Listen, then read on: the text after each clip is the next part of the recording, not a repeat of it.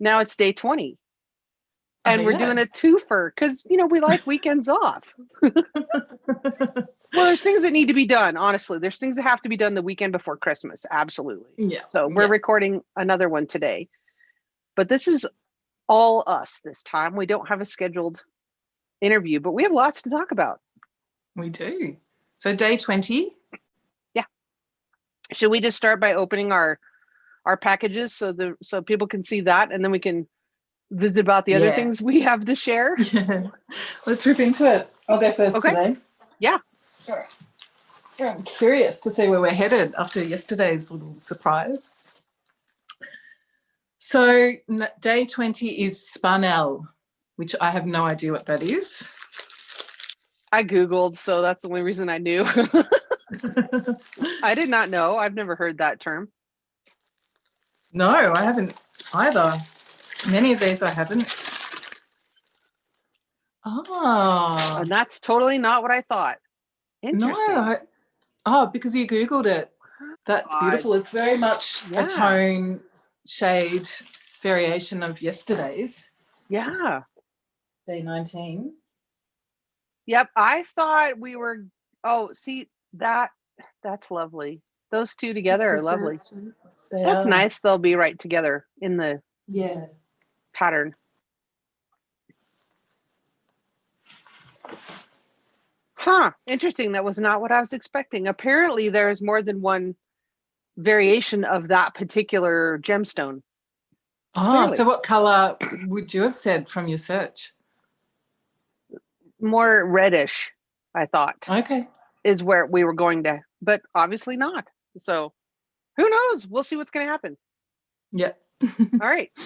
So day 20, we have a latte or a teapot. It was supposed to be a latte and some cookies. So lovely. I had to ask because we live on a farm. That's not what I thought that was. Don't you make lattes there? But that's not what I thought the other thing was. Okay. Yeah, I didn't realize those were cookies. Yeah. Ooh. Oh, we have yarn 20 on day 20. And I don't think you're getting a good color representation here, but that is a lovely tonal green, dark green. Yeah. I can see it, but I have seen those in the flesh. So I don't think it's showing up real well on the screen, but it's lovely. One of my favorites. Oh, it's a dark forest green with kind of gray tonal through it. And it's called Serpentine. Beautiful. Serpentine. I love that they're named after rocks mostly, aren't they? Yeah. It's rock, paper, scissors. And I didn't really look at the names, to be honest, when I knit my set. But hearing you talk about them, are any of the names not rocks? Are they all rocks? Well, there's one called Tree Bark that was early on. And there's parchment too, so that's paper. But tree bark has to do with paper, sure. And then there is grain field, so I don't know that that's really papery. Flower press, but most everything is either plant based or rocks. Yeah, nice. Yeah, it's a great kit. It's a great kit. So go ahead. We have topics today. We started talking about what we'll have for Christmas dinner because, we both, Jana and I, celebrate Christmas traditionally. I mean, for us, it's not, it's more in Australia, we have Christmas Day as a public holiday, as in many parts of the world, and also Boxing Day, the day after, is a Christmas holiday. So it's pretty much a time for families to get together and feast and enjoy Christmas feasting and together. we had said in an earlier podcast that, because it's summertime in Australia for you and it's obviously winter here in the Rocky Mountain area, we're going to be eating different things. Like traditionally Christmas dinner in America, I mean, not necessarily in my house, we'll talk about that in a minute, but in in the United States, usually it's, a big ham or maybe a turkey or, some kind of a stew or soup or, winter warm food, and heavier than likely you would have. We have it all, really. And there's, in recent years, been a lean towards having Christmas in July, which is our winter. I don't know if you have that over there, but it's a reason to have the big wintry feast. So some people like to do that. I don't really completely understand Christmas in July, but it's a thing. But here, throughout my childhood and depending on where we have Christmas, there'll be sometimes turkey, roast turkey, and the traditional kinds of roast vegetables, plum pudding with brandy sauce or brandy butter or whatever, and so that kind of typical heavier meal. But often there'll be also other options. Usually it's just heaps of food, more potluck style, really. Right. Everyone will bring things. Ham's pretty common because it's a good summer food here too, and then can keep eating it for the week after Christmas. Right. Ham and mustard. And it's good for sandwiches. It's good cold, and it's good in lots of things, and Yeah. Cranberry sauce or cranberry jelly or something to go with the ham. That's yummy. We make a peach so probably sauce. Quite. Yeah. What's that? We make a peach sauce for the ham. Oh, wow. Well, that would be seasonal for us now because it's peach season. And I can peaches during the summer. And so I have peaches that I've canned, on the shelf. And so we just make a peach sauce. Peach and ham are really good together. I think better than cranberries. Yeah. Oh, I've never tried it. I can imagine it being good. Do you have a recipe? Can you share your recipe? There's really not a recipe. You just take peaches and dump it in a pot on the stove, and then you would add some either flour or cornstarch to thicken it and you want to strain them so you don't have all the juice that's in the jar or can with it. You wouldn't put all that liquid in there. But that's it. You just add some kind of a thickener, and you can add sugar if you want to, depending on the sweetness of the peaches that you have to begin with. But that's pretty much it. You just make a sauce with some kind of thickener. Yeah, there's really no recipe. We just wing it. So usually just you would take your tablespoon of cornstarch and mix it in cold water and mix that thoroughly, whisk that together, and then add it to the peaches and heat it. And that's pretty much it. That sounds It's not very complicated at all. Yeah. If I'm doing it, it's pretty simple. I'm not that good of a cook. So we often will have that, like New Year's Eve, maybe. Sometimes Christmas Day, but it seems like in recent years, we don't really do Christmas Day dinner, at least because breakfast is where it's at. So what do you have for breakfast? Well, in my house, it has become a tradition. My husband, he makes the best pecan sticky buns. So there's these huge breakfast rolls, and it has the caramely kind of swirly stuff inside with the pecans, and it's really gooey. And so he always makes those Christmas mornings. We always have that. And then usually we'll have eggs and orange juice and So it's a pretty big breakfast, and we usually don't even eat until after the gift giving is done. And so it's probably brunch-ish, mid to late morning before we're eating all that. And then everyone's stuffed. So we don't even really do, the big table Christmas dinner with the hammer. We don't really do that. I think last year, for when people are finally hungry, then after we have played board games all day, then we usually go looking. Last year, I think we had quesadillas and smoothies for dinner. Yum. Yeah. Because we were just full from a huge breakfast of fruit, eggs, and, sticky buns. Yeah. Laying around all day playing games. Oh, they sound amazing. So does he get up early to make them, or does he make them? Yeah. Oh, so fresh. Yeah, he gets up early and makes those while I go do chores. And that's the way I like it, because I can bake pretty well, but that's his thing. Like, you don't mess with the sticky buns. That's his thing. Yeah.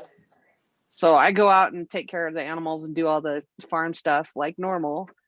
And and he makes that. And usually they're done about the time the kids wander downstairs. So Or maybe the smell of them wakes them up. I'm not sure. Yeah. Oh, yeah, we don't have a distinct tradition like that. Panettone is popular in our house, so that will usually come out for breakfast. Felix loves it made into French toast. Oh, that would be amazing. Yeah. And I might try that recipe. Maybe we'll have it during the Christmas week. Yeah, it's pretty good. And it's, once a year treat, the panettone. We don't have it any other time.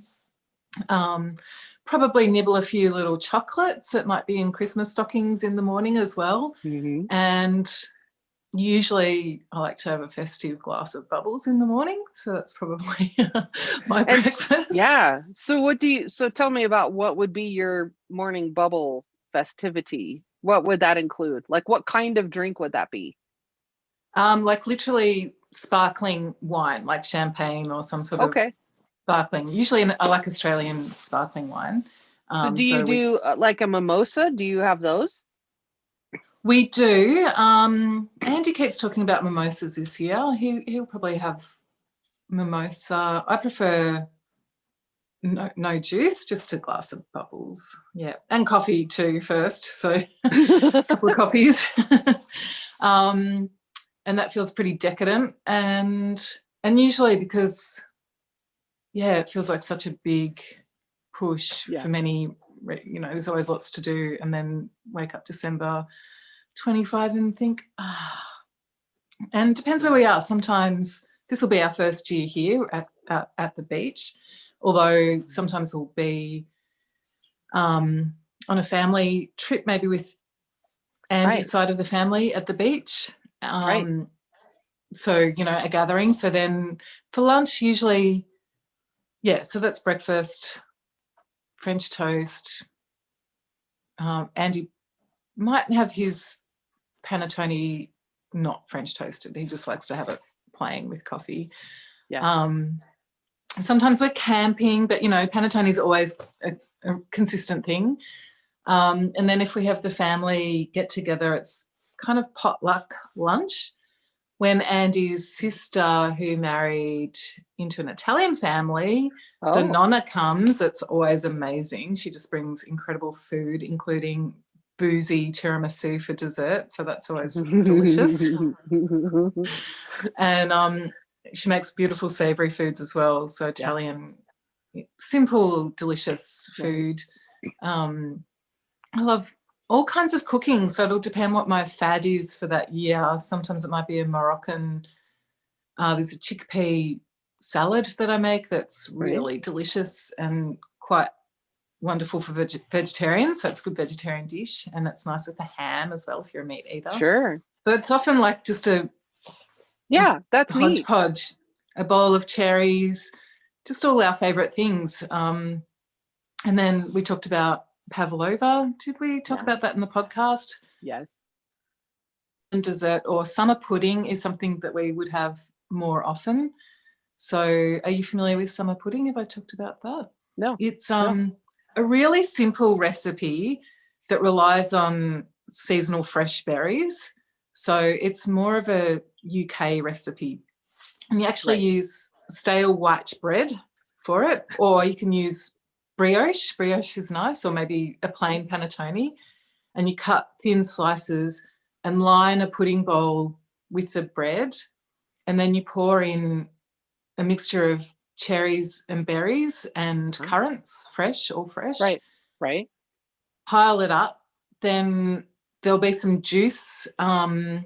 Just trying to remember how the juice, end up with a little bit of juice from the cherries. Maybe you have to put some down. I can't quite remember. With a little bit of sugar.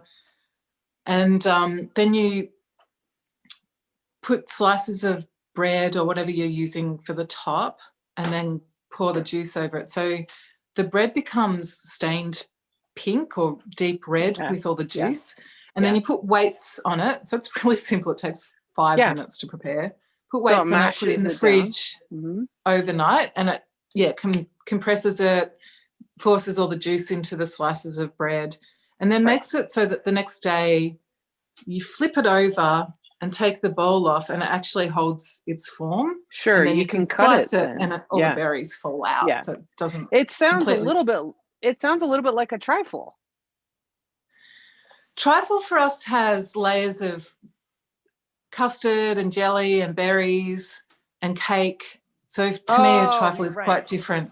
But a trifle is something we will have for Christmas too. Yeah, you're right though. Yeah. The trifle has the custard and the jelly stuff in it. You're right. Yeah. Yeah. Yeah. Oh, I forgot about trifle. I might have to make that this year. Yeah. That would be, Felix loves do you custard. Do anything? Do you like Christmas Eve? A lot of times, when I was growing up, Christmas Eve would entail, when I grew up, we would go to Christmas Eve service at church, but we would have soup. A lot of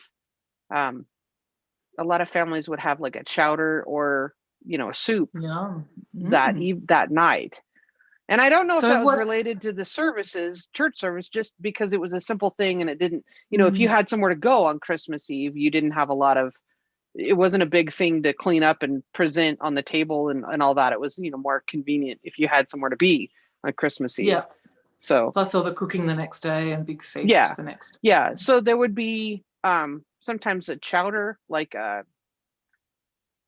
seafood chowder, sometimes chowder, but then a couple of years we had you were talking about your Italian in-laws or someone's in-laws.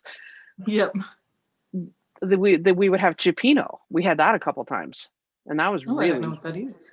Well, it's basically a seafood soup, but it's not a chowder base. It's not a cream base. It's a broth based cioppino. It's a tomato base, I believe. It's kind of a seafood soup, and there's big chunks of things, like you might have a crab claw in there, or big pieces of seafood in there that you have to handle. You got to eat it with a bib on, pretty much, because you got to handle whatever is in your bowl. Yeah. So the soup thing often, I don't know. We don't. On solstice, we have fondue because we just like all the things that you dip in the cheese. It's all about the cheese. Yeah. But we'll talk about that on solstice. Yeah, which is tomorrow. Oh, yeah. The 21st. Yeah. It's not long. And then, I don't know. That was when I was a kid. In recent years, we haven't. Usually Christmas Eve is the bubbles, and we'll probably eat a pizza, or I don't know. I eat a lot of pizza. Well, something we like, just something simple that we like, because there's lots of wrapping and elfish things to do on Christmas. Yeah, that's fun. And we always watch the Christmas movies, and I like to. Often Christmas Eve we would go. My parents separated when I was really young, so it's become established that normally Christmas Eve we would go to my dad's house and his wife and have a pretty relaxed Christmas there. It's just about getting together and eating some good food and seeing each other. This year we're not.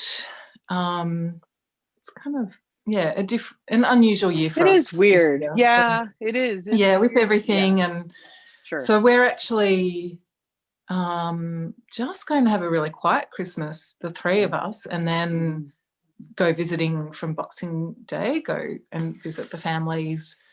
Yeah. So it's a bit of a different one. And then on Christmas Day, it will vary, like various families that we end up gathering with. So the food does depend, and it's interesting. There's just so many different kinds of foods. That's everyone's specialty that they bring to Christmas. So it's quite varied. Yeah, that's neat. This year, I'm thinking I love to have fresh oysters. It's like such a treat for me. What do you mean? Oh, I just love them, especially when they're freshly opened. So I'll be getting some oysters a couple of days or the day before to open. Okay, do you actually chew that or do you just let it slide down? Both. Just a couple of chews and then. Oh. I think for me, it's a common. I just can't. No, I'm glad that you enjoy that. Other people, I can't. It's the smell, it's the texture, it's the. No. They don't really smell. They just smell of ocean. And they're good for you. They've got zinc in them. Okay. They're good for you. And I love them with some bubbles. So that for me I'd would have be to have a lot the of perfect bubbles breakfast for me to handle that. I'm very picky about my seafood. I can't handle seafood that's too fishy.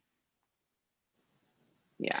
I think fresh oysters are not fishy in my mind. They just taste like the ocean, salty and delicious. Yeah. And then I think this year fish will be good. I was thinking ceviche just before, and Felix loves South American style food, so I might do a bit of a themed menu around that, like you were talking about. What did you say you have for Christmas dinner sometimes? The cioppino, the Italian seafood, or just some kind of chowder or soup, you know. Yeah. So I think it'll be seafoody. Nice. Well, especially since you live at the beach this year. Yeah, we're not very good fisher people yet. We plan to learn how to fish, so we won't be catching our own, although maybe we should go try. But we are getting a little boat given to us for Christmas, basically. How fun. Really excited about that. There's a lot of open ocean here, but also a lot of inlet areas that we'll be able to quietly potter around and try our hand at fishing. Well, I bet you could put out some crab pots, maybe. That's not very difficult. I don't know if we can do that. There's quite a lot of restrictions around here about what we can catch. Yeah. Can you dig for clams? I don't know. I don't really know if there's I haven't seen people dig for them around here. It needs to be a super low tide. It needs to be a very, very low tide. And then you got to be fast. You got to be able to dig really fast. Depends on the variety of clam, how fast they are. But we used to do that when we lived on the West Coast. In Oregon, we would do that. Go clamming. Yeah. Yeah. That'd be fun. Now I like some steamed clams with garlic butter. Yeah. Yum. But not oysters. No. How can you like clams and not oysters? Not the same. What if you put garlic butter on oysters? It would take a lot. A lot. I think they have to be plain and fresh, though. I did find a scallop on the beach a couple of days ago. It looks so big and juicy, and but Andy made me throw it back in. He wouldn't let me take it home and eat it. No. But they're pretty common around here. You were just going to scoop it up and take it home and fry it up in the pan. Yeah. Oh, it's funny. So, yeah. That's so what else food-wise? It's not particularly traditional. I know I'm planning to make I've wanted for years and years and years to make fresh chicken liver pate. You probably make that kind of thing all the time, no? When I was young, my mum made it fresh, and I just remember it being the most delicious thing. Really? And yeah. I don't care for liver. I don't like the texture of liver. I really don't care for the texture of organ meat. It's ground up, so you don't really get a textural thing with it in the pate. With lots of butter and garlic and herbs, a little bit of brandy. Maybe I could deal with it, with garlic, butter, and brandy, maybe. And then you spread it on some toast with more butter. It's pretty delicious. That might be okay. See, my experience with chicken livers have been just like fried. You know, where they just take the chicken liver and put it in a deep fryer, and then that's it. Yeah, I don't know that I could have. Or like beef liver. That's pretty good for you. Or beef liver that's just on a plate with onions. No.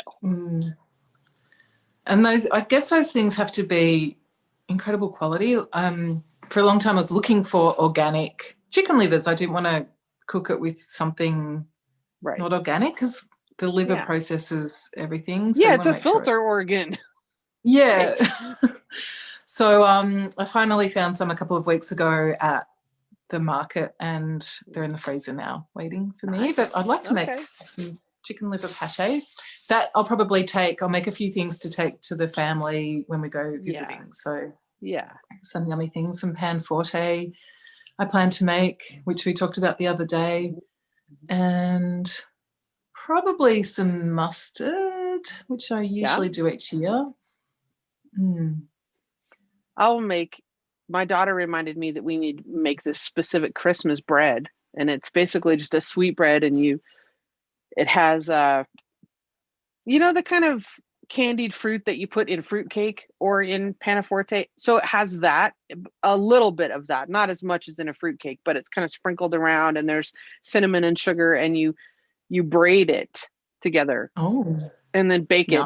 And then there's a very tiny bit of icing on the top. So that sounds delicious. Yeah, we'll probably. I don't think we're going to go hungry this Christmas. No, not at all. Somehow, not no. At all. Yeah. So that's good stuff. Yeah. So you brought some other things to show us? I did. I was thinking, what would be good to chat about today? And thought, I know, I'll bring some of my shawls that I've designed with mini skeins in mind that are not Advent shawls. Oh, right. So yeah. Alternate patterns for people, and they don't necessarily take 25 mini skeins. Right. I have got quite a few. So mini skein being 20 grams is kind of a fifth of a full skein. And I have quite a few patterns where I use large mini skeins. They're more like a third of a full skein. So I didn't bring any of those along. I just brought the ones that you could use the 20-gram mini skeins with. So, yeah, I've got a big pile. So I got a question real quick before you show us the 20-gram ones. Do you have a way, like in your pattern page on Ravelry, are they tagged? So like if a pattern uses mini skeins, could we search that tag and be able to find out which of your patterns use that, or not currently? No, but that's a good idea. I should go and tag. Maybe something, when you don't have anything else to do. Yeah. I'm just thinking that's a pretty daunting task actually, but it would be so useful because a lot of people do want to easily find. Yeah. I mean, honestly, I think a mini skein you can use in place of a full skein where maybe you just use 5 of them and change them through the pattern, especially if they're a fade or a gradient. That can work really easily. So it doesn't necessarily have to be a mini skein pattern. Right. Where you could do that, like the Lavella shawl that you knit recently, if you had one of those colours for the stripes in the mini skeins, that would look really nice striped. Oh, that'd be fantastic. Yeah. And even have a fade at the other end when you go to the solid color, the way the pattern's written, but you could swap that out yourself for the other end as well. Yeah. That'd be wonderful. So it's pretty unlimited what you can do with them. That's but here's true. A few where I've designed intentionally.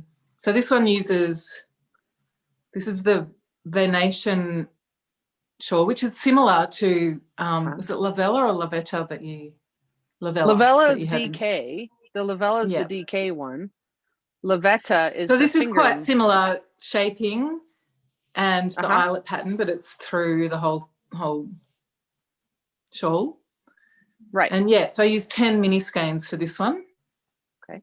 And there I used koigu yarn. I struggle with saying that. Which is just beautiful. So it was one of their pencil box sets, but you could easily use 10 mini skeins instead.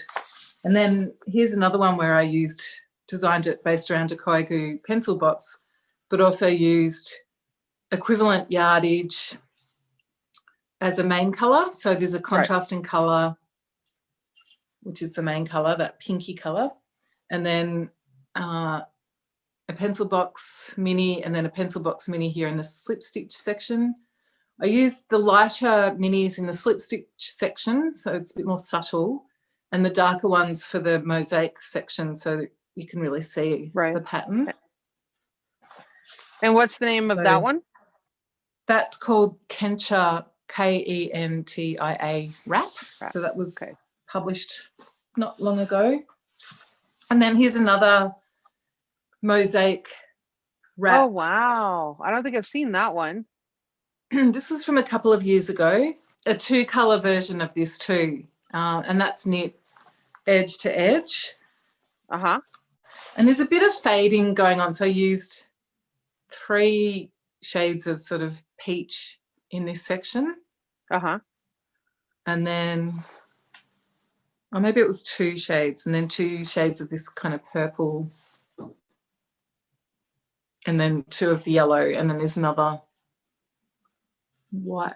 Oh, I don't remember exactly. Oh, yeah, and this purple. So, yeah, quite a bit of fading going on of colours.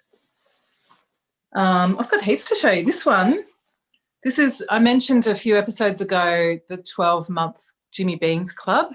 Right. And this is this year's club pattern. So this will be published in my Ravelry store at the start of January. This is a new one. Uh-huh. People are knitting it in these colours at the moment, or the alternate Jimmy Beans colourway. Because that's the coral. That's right, Coral Coast. Okay. So it's based on a Western Australian coastline with these colours and then the ocean part here. So right. I found a picture of this amazing coast and chose all the colours to go with the picture, and yeah, so that was really fun to design. And then I talked about this the other day, and you posted a picture, but I thought I'd bring it and show it as well, the Shower Shawl. Oh, right. Which was from the year before. And I had Julie's single colour version of this, but it's so fun. So this is designed for 12, both of these are designed for 12 mini skeins. Uh-huh. So with an Advent kit, you could do both of those projects.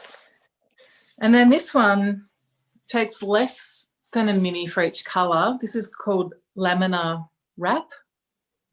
And I used all tiny bits of stash skeins for this, and just had so much fun when I was knitting it, changing colours, and sure, loved it. It was one of my favourite projects. And yeah, I've got some sparkle yarn in there. It's just all sock weight. But that would be beautiful with an Advent set. It would. Yeah. I think offhand maybe about 40 yards per colour, so it's about half of a mini skein. And then a full skein will do the grey part. But there's so many beautiful versions of that with a gradient or just random colours. It's a really fun pattern just to play with colour with.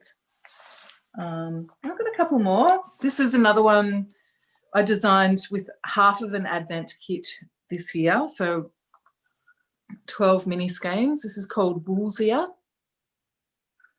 Oh, right. I've seen that on your page. Yeah. It was released in August. Okay. So it's fairly recent. Uh-huh. A nice cruisy pattern, just mellow knitting, and a nice shape that's easy to wear. But yeah, that's a fun way. So worked it as a fade, but you don't have to do a fade. You could be more of a stripe colour block variation. I like the fade. Yeah. Yeah. You know I do. I know you do. And then this is another one. This one's more random. This is Sea Dragon Shawl. Oh, is there some little cables in there? No, it's just that's neat. Short rows and little like little spines, I call them. So it's designed, inspired by the fins of a seahorse or sea, like a fish. Really. Yeah. So I got obsessed when I was making these and made, I think, 4 of them in total. And they're so good to wear. This one has been probably one of my all-time favourite shawls. It just sits really nicely. And so this scrap-tastic version, I just used tiny little leftover balls from my stash. Sure. But I think that would be fun to do with an Advent set as well. Definitely. And last one, this one is called Adah Shawl. This is the DK weight version. Okay. And I've also got a fingering weight version. The pattern has instructions for both. and plain or fade like this. And it's just a really, it's similar shape to Woollsia and similar pattern. Just a really simple way to just knit your stash. Like you could just keep adding in a new colour if you want, or use up all the little bits of leftovers. I used a bunch of different brands from my stash in here and mixed them up with this one, the DK weight one. Sometimes I held fingering weight double, and sometimes I just used DK weight, so mixed up according to what I had in my stash to make a nice fade. And use up those ends and bits. Love it. Because even if you've knit your Advent kit, you can just use up all those little 5 gram balls that are left over. Well, I look forward to meeting you here on Solstice. Okay. See you then. See ya.